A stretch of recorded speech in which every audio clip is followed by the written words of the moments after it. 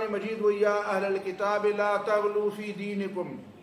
ولا تقولوا علی الله الا الحق. غلو یوازې هغه پولس چې کوم شی شروع کړی هغه غلو نه وه، هغه خفا شرک و. دا غلو چا شروع کړی وه؟ غلو هغه چا شروع، غلو معنا په محبت کې اضافه. د محبت نه دا فایده اخیستل چې د یو سړي لکه یو سړی د سړي خوښ شي، حب الشیء یعمی و یسم، هغه ړوند کون چې ړوند کون کې بیا د هغه مبارک هغه خبرې هم کوي چې نه خدای مني او نه رسول مني او نه عقل مني، عقل هم نه مني. چا سره محبت وي په هغه محبت کې هغه عجیبه عجیبه داستانونه بیا شروع شي. دا پخوا چې دا کیسې مونږ اورو د تاریخ کې،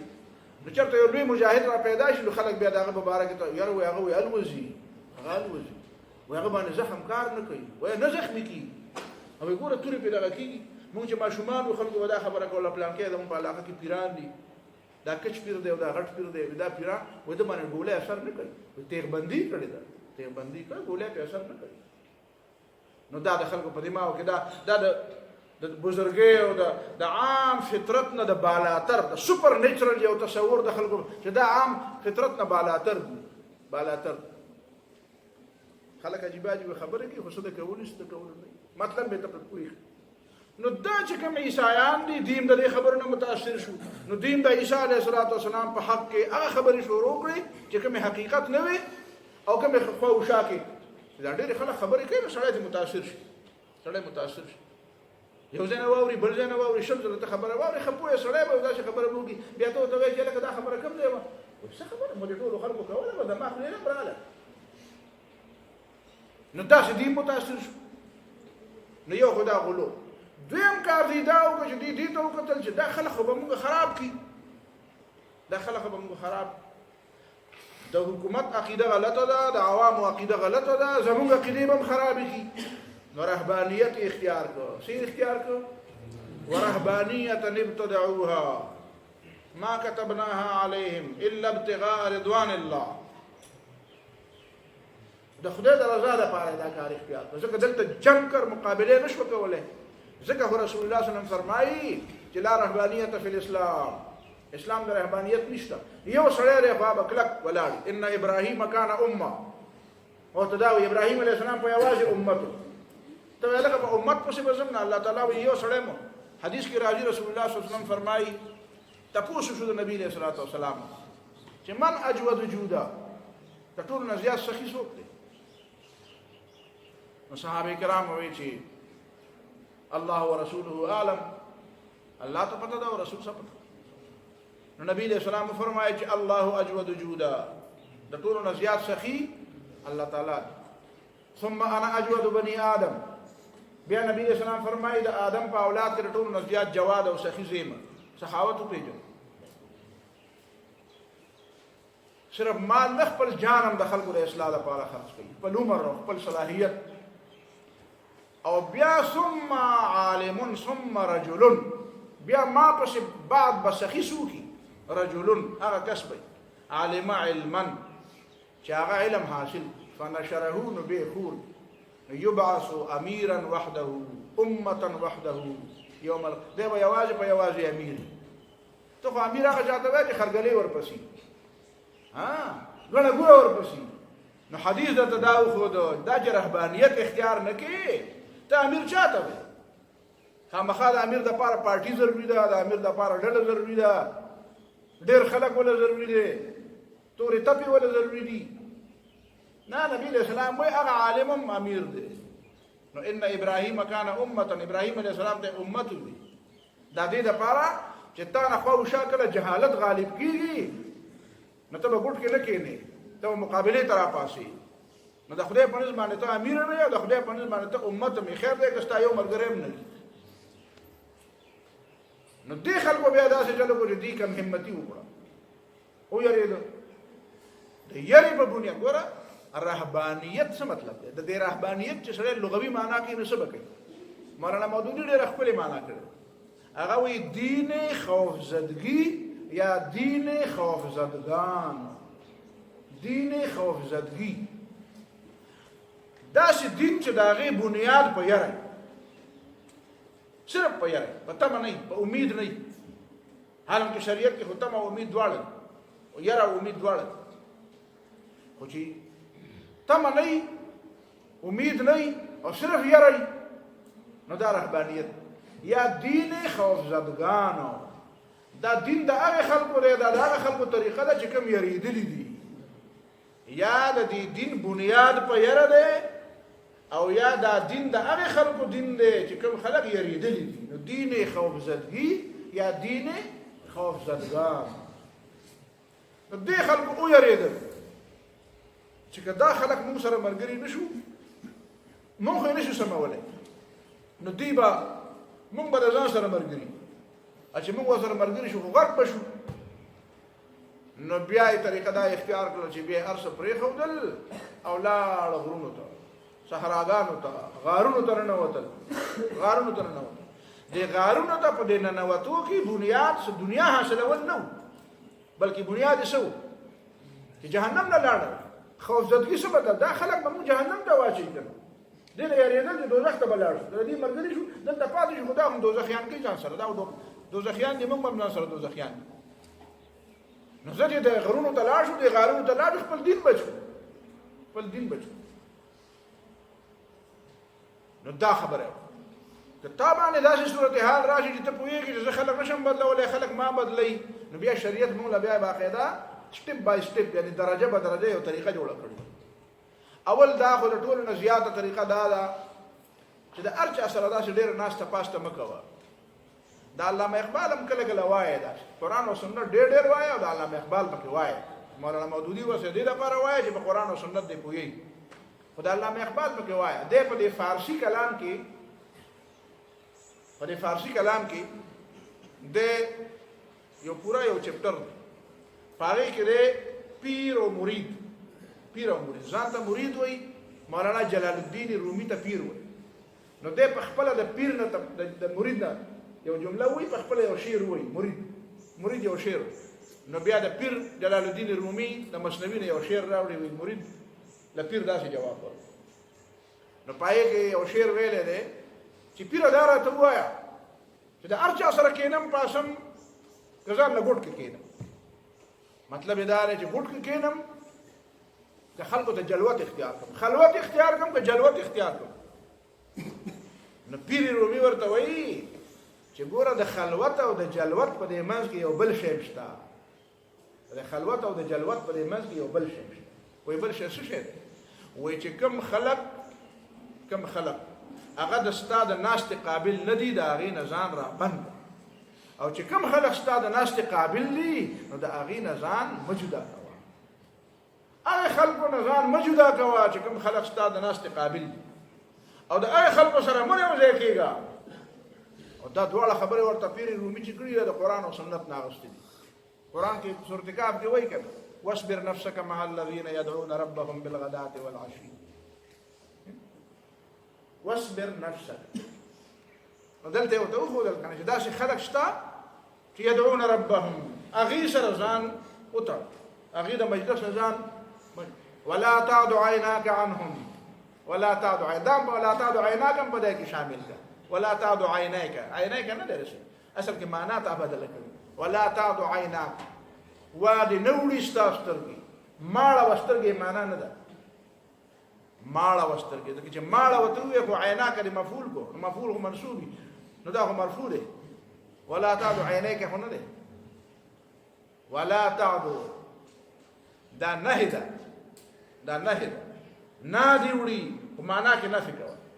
یعنې لفظ کې نفي ده معنا یې ده نهی ده لفظا لا تعدو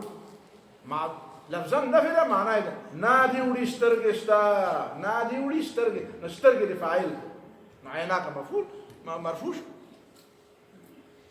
نو د دې خلکو نه مه جدا کېږه دا علامه اقبال په بل شعر کې ویلي دي وایي چې حفظ ظن ښځه به په څه ساتلی کېږي نو هغې کې وایي چې یا دا د خپل خاوند او د خپل تحفظ په کور کې ناسته او یا دا په قبر کې شعر داسې دی په فارسي او حفظ مردان سړی به په څه باندې ساتلی کېږي نو هغه علی چې هغه د ناکاره صحبت نه هغه ځان بچ ناکاره صحبت نه ځان بچ داسې په حدیث کې راځي رسول الله صلی الله علیه وسلم فرمایي چې لا یاکل طعامک الا تقی لا تصاحب الا مؤمنا ملګرتیا او دوستی کړه د مؤمن سره کوه ولا یاکل طعامک الا بار او دعوت هغه چاله کوه چې کوم نیک او صالح بدمعشان ولا بيدینه خلق ولا خدای دشمنانو لا هغه باندې خپل ډوډۍ مخ راو کومګې نه ورکه ولا خو دعوت کول غواړي نه دعوت خو د مینې خبره بل حدیث کې راځي نبی صلی الله علیه وسلم نسوک ته پوښتنه کی چا سره ملګرتیا وکړه نو نبی صلی الله علیه وسلم ته فرمایي هغه چا سره ملګرتیا وکړه چې درې خوینه پکې من زاد فی علمکم منطقه چې خبرې کوي نو ستاسو په علم کې اضافه کی من ذکرکم بالله رؤیته چې داغه په لیدو ته الله پاک یادي الله پاک یادي دا مطلب نه یا ته ګورې نو بس هغه فرشته ولوز مطلب دا دی چې ته پوهېږې چې دا د الله تعالی هغه بنده دی د خدای بندګۍ طرف ته دې رابلي د الله تعالی د بندګۍ باندې دې پوهېږي د هغه بندګۍ طرف ته دې رابلي په خپل هم د خدای بندګي کوي وزاد فی علمکم منطقه او دا خبرې ستا په علم کې اضافه کوي وذکرکم بالله رؤیته او په لیدو یې تا ته خدای یادي نو دا نو اول خو به دا چې د داسې خلکو نه به ځان رابند کړي یعنې ځان به ډېر عوامي کې نه عوامي کومه ځان پوهېږي داسې خاص خلکو سره ربط ساته چې په دې نه کې دا خاص خلک هم خراب شو او ته پوهېدې چې دا خاص خلک هم ما خرابوي نو بیا څه نو بیا یو حدیث دی د زاد المسیر کې ابن جریر زاد المسیر وایم ابن جوزی رحمه الله نقل کړی ابن جوزی هغه وایي چې نعم صوامع المؤمنین بیوتهم بیا د مؤمن د پاره بهترین خانقاهونه د هغې کورونه دي نه بیا په کور کې دم نه کښېنه کور کې دم نه کښېنه کور کې دم نه ځکه کښېنه چې کم از کم د خپلو بچو اصلاح خو به وکړي څوک خو به در سره یي خدمت به دې هم کوي که دام نه کېده نو بیا داسې وکړه چې اخرنۍ مرحله بیا دا ده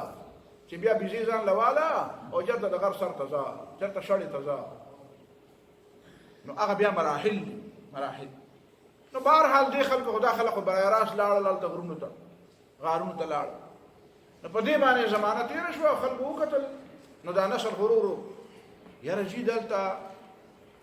ښه سړی په کار دی چې ښه سړی د خوب معنا راله وکړي او هغه سره نیکي وکړم او هغه نه څه تپوس وکړم او مشوره وکړم نو خلکو به وایي یاره ښه خلک نور کوم دي ښه خلک خو ځینې دي هلته په غارونو کې ناست نو غارونو ته چې به لاړل دوی خو به چا سره اول نه ملاوېده وایي مونږ دنه را تښتېدلي یو ته رابسې دلته هم رالې بیا ورو چې خلکو ته پته ولګېده چې هلکه خلک خو دې غارونو ته ور متوجه دی او هلته نو ځینو خلکو سوچ وکړو چې هلکه دا خو زبردسته دوکانداري نه ده راځئ چې مونږ هم ځان له هلته په غار کې جونګړه جوړه کړو نو د کومو خلکو چې مطلب دنیا و هغه هم ځان له هلته جونګړه جوړه کړه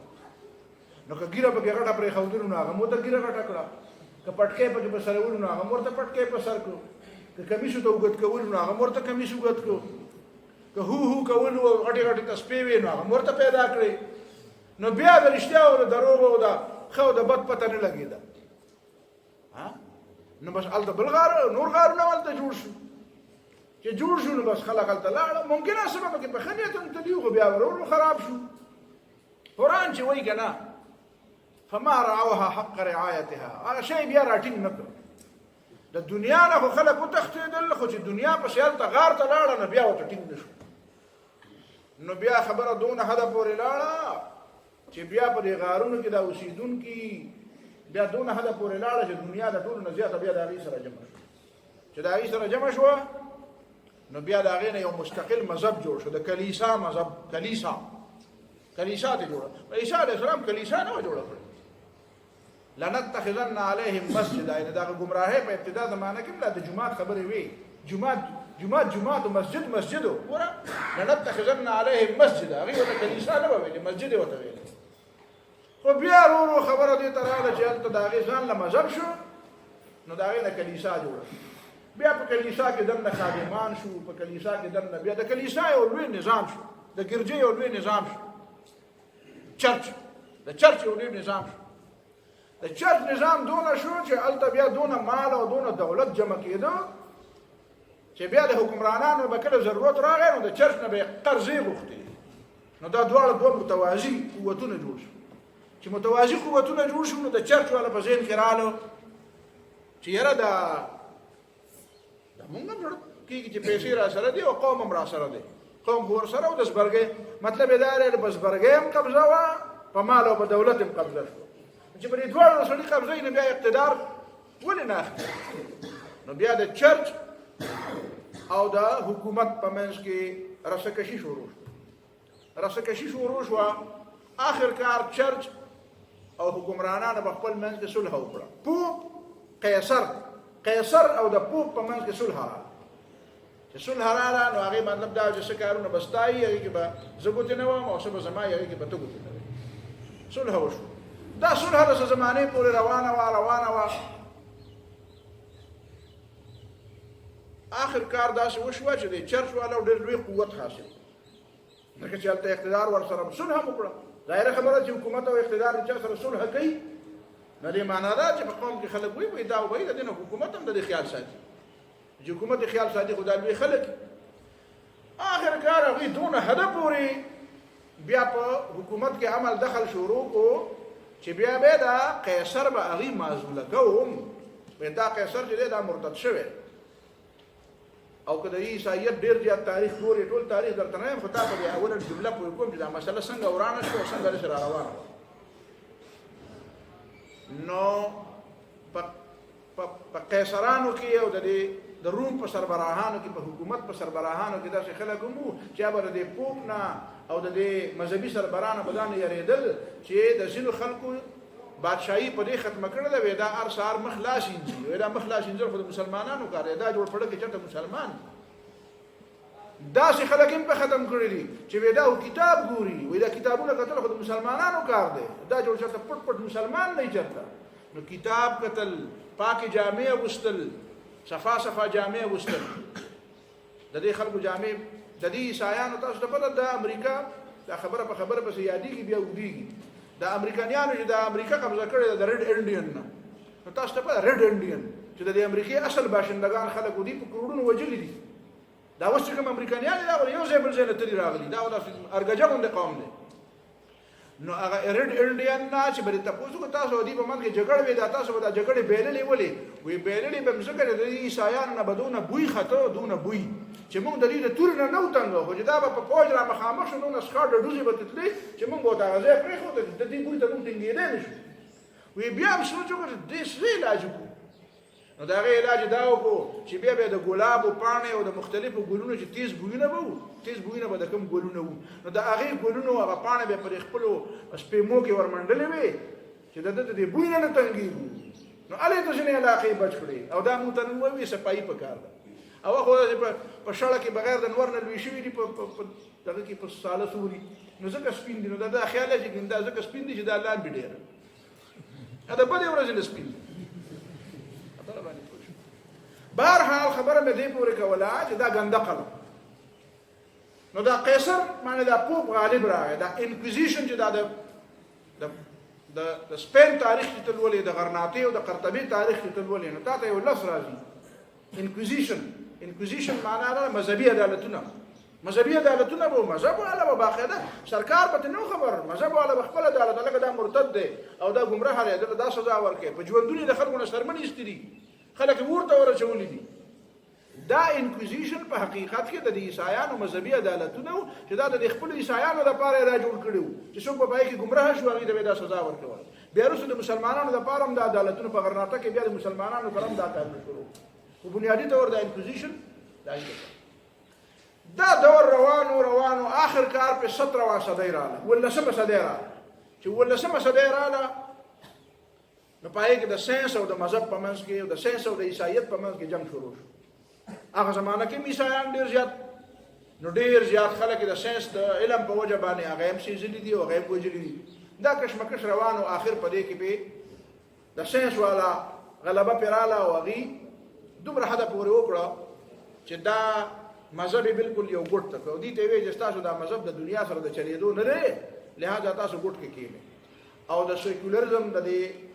لفظ او د دې معنا د دې بنیادي وجه هم دا ده چې هغه وی چې دا مذهب چې دی دا خو حقیقت کې د عملی ژوند سره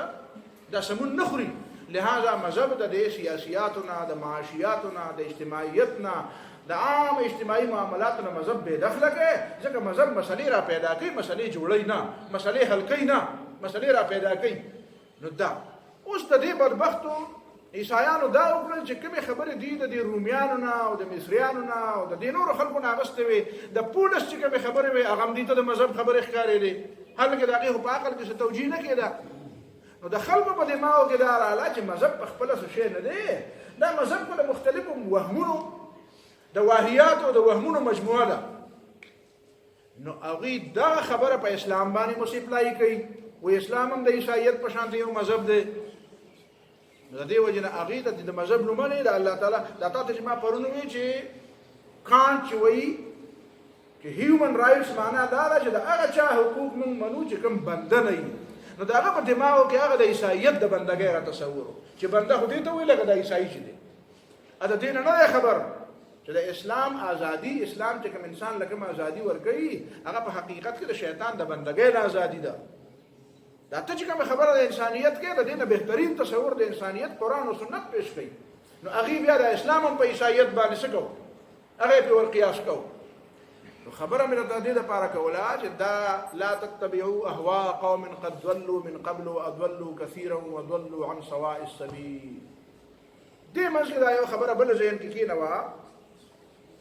چې د پولیس د عیسائی تحریک چې د عیسایانو د عقیده د بګاړ د لپاره کوم جدوجہد کو پای کې ټول نه لوی مزاحم او دا په لار کې لوی رکاوټ هغه دا برناباس دا برناباس انجیل چې کوم دی دا د رسول الله صلی الله علیه وسلم د زمانه نه تقریبا 115 یا ردینم زیات کلونه مخکې دا بین شوه عیسایانو د نبی له صلوات و سلام د راتلو نه مخکې په دې کتاب پابندي لګولې و ځینو خلکو دا خیال لري چې دا پابندي په دې وجه لګولې و چې په دې کې د محمد صلی الله علیه وسلم نوم دی نه د محمد صلی الله علیه وسلم د نوم په وجه کې پابندي محمد صلی الله علیه وسلم بل راغلی نو هغه خلکو ته د رسول دښمنی وکړي شو ایغه په دې تمام جرازي نو کله بیا راغی او زموږ د خیال دی په شام کې برازي او بن اسرائیل کې برازي نو دراتلو نه مخکې د هغې د محمد صلی الله علیه وسلم دښمني نه وه دښمني خو فلما جاءهم ما عرفوا كفروا به فلما جاءهم چې کله راغی چې پېژندی نو کفروا به دې کتاب باندې چې پابندي لګولې وه نو ځکه یې پابندي لګولې او د دې نه علاوه نور کتابونه وو چې هغوی په دې کې د پولس د عقایدو خلاف د توحید سبق لیدلی چې په دې کې واضح طور باندې دا لیکلي دي چې عیسی علیه السلام د الله تعالی بنده دی او هغه د الله تعالی بندګۍ طرف ته دعوت ورکړي نو په دې کتاب پابندي لګولې د دې نه علاوه چې کوم انجیلونه نو پاره کې هم د عیسایانو عجیب خبرې دي والټیر یو کسته والټیر یو فلسفر والټیر په خپل د لیکلي دي او دا غي پرنټ ما راځي په دې کې ته ول والټیر ورکړي انجیل مبارک شوی په نت کې موجود دی ګوګل له ورکړه ګوګل ما علامه ده وګوره دروغ هم وي یو ټول خبره رښتیا نه په چا په کې څو ورواچو نو والټیر ویلیو چې د عیسایانو ته د بشمیره انجیلونه چې ورسره نو دې کې د سلور انجیلونه دین علاوه د دې په نسبت چې کوم سلور انجیلونه معتبر دي نو هغه څه دي لوقا ده متی ده مرقس ده او بل څه شي ها یوحنا لوقا مرقس او متی دا سلور انجیلونه چې کوم دي د دې په نسبت قابل اعتماد دي او برناباس د برناباس وته نو مغستل خدا شي دي لکه شادو ته جوړانګه ښکارا کوي خو نه مانی دا او د نبی رسول الله نو مخکینه وی دا بین کړل خو د دې سلورو نه علاوه به شمیرو لکه د بعض روایت مطابق او یا انجیلونه نو پر او یا انجیلونه کې بیا دا سلور څنګه بش پاتې شو نور کسی خو نه کومه خو دا والټیر دا قصه ډیره مزیدار ده نو دا برته والټیر وای اگر چې خلکو بیرودونه کړی وای چې دا په نیقیا کې دا تا چې ماته وخت د نیقیا خبره وکړه په نیقیا کې د اردی کونسل بشمیر د ټول دنیا نه پادریان راجم غټ پادریان راجم چې تاسو راته دا وایي فیصله وکړي چې دا انجیل خو یو خدای په خو یو نازل کړي نو دا بشمیر ولې کوم یو په ټینګ یو کوم غلط دی نو فیصله په دې باندې ټول پادریان وکړه چې دا ټول انجیلونه به په یو میز باندې کېږي په یو میز باندې او دا میز به داسې په قلاره لقو داسې به لقو نو چې کوم انجیل ته پریوزي نو هغه به ناقابل اعتماد او بیا به دا په لقولو به په دې کې یو پاتې شي نو چې کوم یو پکې پاتې شي نو هغه صحیح هغه قابل اعتماد نو دا میز یې راونی و دی لقو نو انجیلونه به ترې پرېوته په آخر کې داسې چلو شو چې دا څلور چې دا لوقا او د مرقس او یوحنا او د متی دا انجیلونه دي دا بالکل د میز دی بالکل مورګې له راغله دی غاړې ته داسې چې دی غاړې له راغلل اوس چې که دا لقی نو دا ټول لوی نو په دې چل کې په دې خلکو باندې په دوو کسانو باندې پکې د اړه دوره راغله هغه خو مړه شو ځکه چې هغې ته په دې باندې په خفګان میلاو شو چې که دا ټول ولوېږي نو زموږ خو فیصله دا ده چې کوم پاتې شي نو هغه به ټیک وي دا خو به یو هم پاتې نه شي نو دې معنا ده چې غرق پرق به شو چې کتاب هم نه نو څه به کوو خلکو ته به څه وایو چې شکرانې په څه راکوئ نو هغې باندې خو د اړه دوره راغله نو خلکو وایي چې د مخکې دا خښ کړې نو بیا به د هغې نه پس ګورو نو هغې لاړه هغه دواړه خو یې خښ کړو بیا چې واپس راغله نو بیا کېناسته چې اوس ګوتې ورو که ور نه وړو په ګوتې ورو آخر کار فیصله په دې وکړه چې ګوره که ګوتې ورو نو دا نور ټول پرېوځي نو ښه خبره دا ده چې نورې ګوتې نه ورړو او دغه څلور به د یو په ځای به څلور شي نو څنګه چې د خدای په باره کې ویلي چې خدای یو هم دی او دریم دي نو انجیل یو هم دی او څلور هم دي نو په دې کې به کومې داسې غټه خبره بیا وایي چې په دې دسخط یې وکړې نو ټولو خلکو به دسخط یې وکړي یو کس پکې پاس دی وایي چې کوم مړه دي د هغې نه هم د دسخط یې والی نو والټیر وایي ما اورېدلي دي وایي زه د خپل علم په بنیاد خبره کومه وای دا څه چل یې وکړو چې بیا یې هغه دستاویز یوړو او د هغې په قبرونو یې کېښودو د شپې چې خیر دی زموږ په مخ کې به شرمېږي نه به راپاسي خو چې موږ نه یو نو بیا به راپاسي نو وایي چې سار له ورلل نو په هغې دستاویز باندې د هغه مړو دسخط یې وې نو یې پته ولګېده دا شی ټیک دی تاسو په خبره پوه شئ د دې نه پته ولګېده چې انجیلونه څو دي څلور انجیلونه ټیک بهرحال دا خو د هغوی خبرې دي خو هسې د دې انجیل دا عبارت اول کې ووایه د شروع د څه هم نه یې کړی داد نبی یسوع خدا کے دنیا کی طرف بھیجے ہوئے ایک نئے نبی یسوع موسوم بمسیح کی سچی انجیل اس کے حواری برناباس کے بیان کے مطابق دا یسوع ناصری موسوم بمسیح کے حواری برناباس کی تمام لوگوں کو جو زمین پر بسے ہیں امن اور تسلی کی دعا پہنچے سلامی کرے ان گزرے دنوں میں محبوب ترین خدائے بزرگ و برتر نے اپنے نبی پلور انجیلوں کی خداون اپنے بیٹے الفاظ پڑھے کہ اپنے نبی یسوع مسیح کی معرفت تعلیم اور معجزوں کی رحمت کے ذریعے ہم سے ملاقات کی جس کے بعد شیطان کے فریب میں آ کر بہت سے لوگ تقوی کے بہروپ میں نہایت غیر متقیانہ عقائد کی تلقین کر رہے ہیں پولس یاد آئی یعنی مسیح کو خدا کا بیٹا کہنا داوی دا چا خبر دا شیطان دا شاگرد خبر دا دیکھو شیطان نے خدا تقوی پا بیس کی راغلے خدا کا بیٹا کہنا خدا کے تا ابد حکم ختنہ کو رد کرنا پولس میں نہیں ہوگا نا ختنے حکم ما منسوخ کو نپاغی باندې رد اور ہر ناپاک گوشت کو حلال کرنا پولس میں نہیں ہو جتا سو دا پارا پا خوراکون کے دا حلال اور دا حرام سے تمیز نشتا سکتی کلو حلال نو دے پاغی رد انہی میں سے پولس بھی فریب خوردہ ہے جس کا ذکر میں دکھ ہی سے کرتا ہوں اسی سبب سے میں وہ سچائی لکھ رہا ہوں جو میں نے دیکھی اور سنی دا ذکر ہے ماں چھ دے ہوئی چھ میں نے دیکھی اور سنی چھ دا لوقا او دا مرقس او دا متی پا انجیلوں کی چکے میں خبری دی آگی چرتم دا دعوی نہ دا کڑی او نہ پولس دا دعوی کڑی دا ذکر میں خبری کوما نو دا مال عیسیٰ علیہ السلام ناوری دلی دی او دے ہوئی مال عیسیٰ علیہ السلام ناوری دلی دی نو لہذا دا پا دی خبر باندې اعتماد پکار دی اگر چې په دې کې ډېرې خبرې داسې دي چې هغه ناقابل فهم دي ځکه چې دا د انسانانو د دستبور نه محفوظ نه دی البته پروس کال تاسو ته ما دا خبره کړې وه او څه کال یې ته بیا کومه چې په دې ترکي کې چې کوم انجیل راغلی دی او هغه باقاعده د ساینس په تله باندې په دې معنا باندې تللی شوی دی دا د رسول الله صلی الله علیه وسلم د زمانې نه مخکې نه لیکلی شوی دی کم از کم 1500 سال مخکې نه دی گویا کې د دې برناباس د زمانې یعنی د برناباس په کومه زمانه کې دا خلاف قانون شوی د هغه زمانې انجیل دی او د بیزې په چمړه باندې لیکلی شوی دی د سونې په تارونو باندې په ترکي کې په استنبول کې نه په انقره کې موجود دی استنبول کې نشته انقره کې موجود دی باغی کې د رسول الله صلی الله علیه وسلم نوم صفا لیکل شوی دی اگر چې په سوریاني ژبه کې خدا لفظ منحملنا او منحملنا او الته محمد لفظ صفا لیکل شوی او دا غي په وجه باندې ډیر زیات کاردینیل او ډیر زیات عیسایان او مسلمانان شو ډیر عیسایان خپل پادریانو ته وی چې موږ به مسلمانان شو ځکه چې په دې کې محمد صلی الله علیه وسلم نوم دی خدا راته وایي زموږ پلارونه او نیکونه چې تللی دي او تاسو ته ویل چې د اسلام دښمنی وکړي محمد ممنه صلی الله علیه وسلم او قران ممنه نو هغه چې دوزخ لتلی دي زمواران تاسو یې په اخبارونو کې موږ په مضامین ګدا خبره نو په ډیرو مضامینو کې راغلي دا چې ډیر عیسایان خپل پادریانو له ورغلي دي چې زموږ پلارونه نیکونه خستاسو د لاسه دوزخ ته لاړو دا غي بس کیږي اوس دونه هل چل پای کرا پیدا شوی دی بهر حال دی آیاتونو په مطلب باندې تزان پوي کا چې قران وایي چې دا څنګه ده لقد كفر الذين قالوا ان الله ثالث ثلاثه دا ثالث ثلاثه دا د عیسایانو د عیسی علی السلام تعلیم نو د عیسی علی السلام د حواریینو تعلیم نو دا د پولس تعلیم چې ان الله ثالث ثلاثه وما من اله الا اله واحد وإن لم ينتهوا عما يقولون ليمسن الذين كفروا منهم عذاب أليم زي وقته